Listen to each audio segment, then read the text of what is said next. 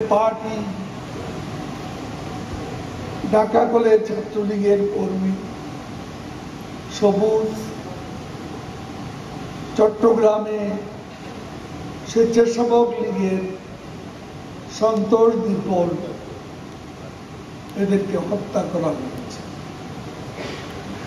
শিবিরের সশস্ত্র ক্যাডাররা চট্টগ্রামের মুরাদপুরে একটা 6 তলা ভবনের ছাদ থেকে চট্টগ্রাম ছাত্রলীগের অনেক নেতাকর্মীকে ধাক্কা দিয়ে মধ্যযুগীয় পর্বত নিচে ফেলে দিয়েছে।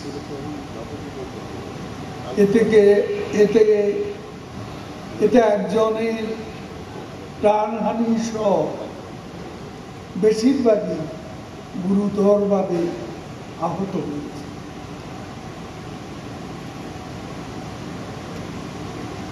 অনাকাঙ্ক্ষিত এই মৃত্যুতে আমরা গভীর শোক ও দুঃখ প্রকাশ করছি। সন্তপ্ত সকলের প্রতি সমবেদনা জ্ঞাপন করছি। আপনারা সকলে গতকাল সারা দেশে ঘটে যাওয়া পরিস্থিতি লক্ষ্য করেছেন। এখন এই কোটা নিয়ে আন্দোলন সাধারণ শিক্ষার্থীদের আন্দোলন নেই। এখানে সরাসরি বিএনপি, জামাত, ছাত্রদল, ছাত্র শিবির জড়িয়ে আন্দোলনকে সরকার উৎখাতের আন্দোলনে পরিণত করতে চাইছে। আমরা সবসময় যে কোনো যৌক্তিক দাবির প্রতি শেখ হাসিনার সরকার সহনশীল। কোনো সংঘাত আমরা চাই না। তরুণ প্রজন্ম সংঘাত সংঘর্ষে লিপ্ত হবে, সেটা কাম্য নয়। কিন্তু মুক্তিযুদ্ধ স্বাধীনতার চেতনাকে আঘাত করলে, নাশকতা করলে, রাষ্ট্রীয় সম্পদ ধ্বংস করে, রাস্তা বন্ধ করে জনগণের ভোগান্তি সৃষ্টি করে, জনগণের জানমালের নিরাপত্তা বিঘ্ন, সরকারকে সেখানে কঠোর হতেই হবে।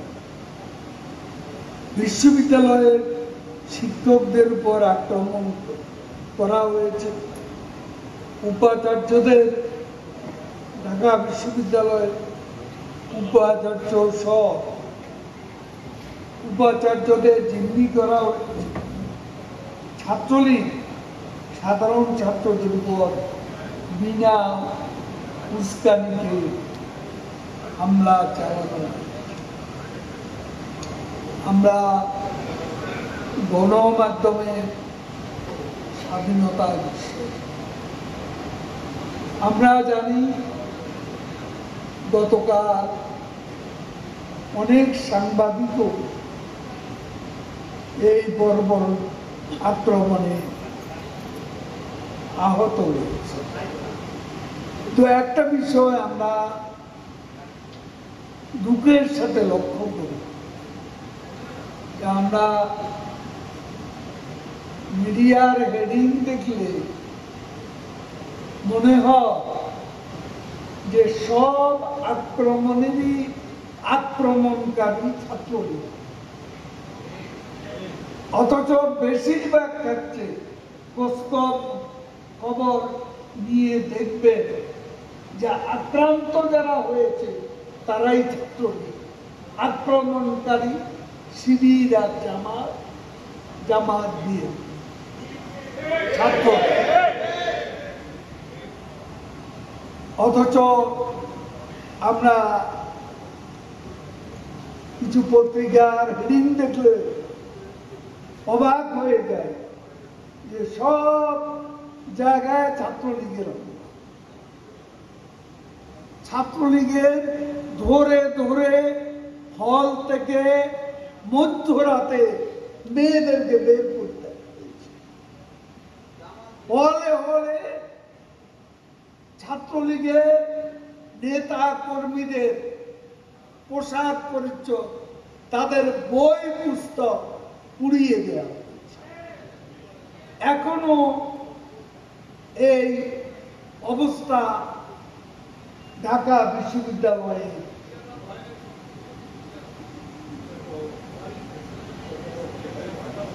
এবং শিক্ষকরা আজকে দেখুন এই ঘটনাটা কোনো গুরুত্বপূর্ণ হেডিং হলো না।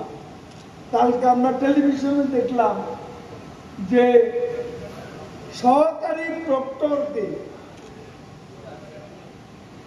শহীদ মিনার এলাকা তাকে যেভাবে দৌড়াতে দৌড়াতে লাঠি দিয়ে পেটানো হয়েছে, এটা কত যে বর্বর, চোখে না দেখলে বিশ্বাস হয়।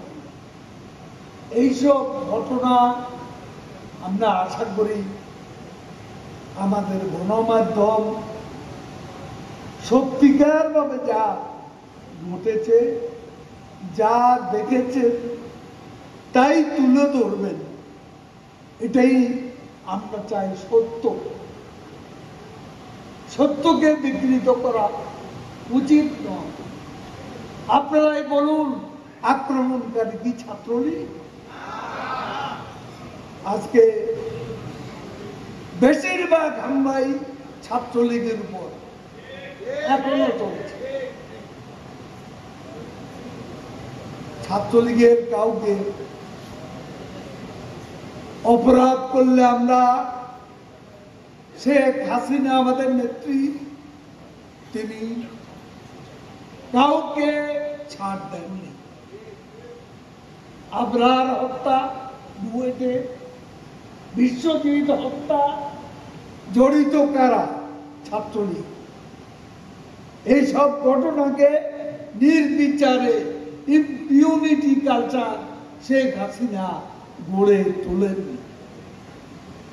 অপরাধ করলে দলের লোককে শাস্তি দেওয়ার সৎ সাহস বঙ্গবন্ধু কন্যা শেখ হাসিনা আছে। বিএনপি মহাসচিব ফখরুল সাহেব দম্ভ করে বলেছেন, আমরা যা পারি নাই ছাত্ররা তা করে দেখিয়েছে। এতে বোঝা যায় কোটার দাবিতে তারা নেই। তারা নির্বাচিত সরকারকে হটাতে চায়।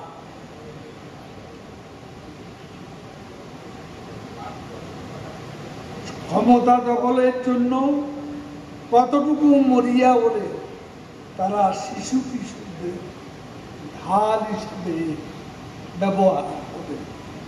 ছাত্রদল, শিবিরের নেতাকর্মীরা উস্কানিমূলক স্লোগান, তাদের সামাজিক যোগাযোগ মাধ্যমে স্ট্যাটাস আন্দোলনকে সরকার বিরোধী আন্দোলনে পরিণত হয়েছে। বিএনপির এক নেতা ফোন আলাপের অডিও ক্লিপ থেকে বোঝা গেছে ছাত্রদলের ক্যাডারকে সংঘর্ষ হামলার নির্দেশ দিচ্ছে। এতে প্রমাণ হয় সাধারণ শিক্ষার্থীদের আবেগকে পুঁজি করে বিএনপি জামাত আবারও সহিংসতার পথে হাঁটছে এবং তারা তাদের সশস্ত্র ক্যাডার বাহিনী সারা বাংলাদেশ থেকে এনে এই শহরে তারা গুপ্ত হত্যা করা শুরু করেছে আরো অনেক বাজে পরিস্থিতি, ভয়াবহ পরিস্থিতি সৃষ্টির আহ্বান জানাচ্ছে, উস্কানি দিচ্ছে। প্রকাশ্যে সামাজিক যোগাযোগ মাধ্যমে এই বিষয়গুলো আমরা জানতে পেরেছি। তারা সারা দেশ থেকে ক্যাডার বাহিনী, প্রশিক্ষিত সন্ত্রাসীদের টাকা এনেছে, নাশকতা, নৈরাজ্যজনক পরিস্থিতি সৃষ্টি করতে চায়।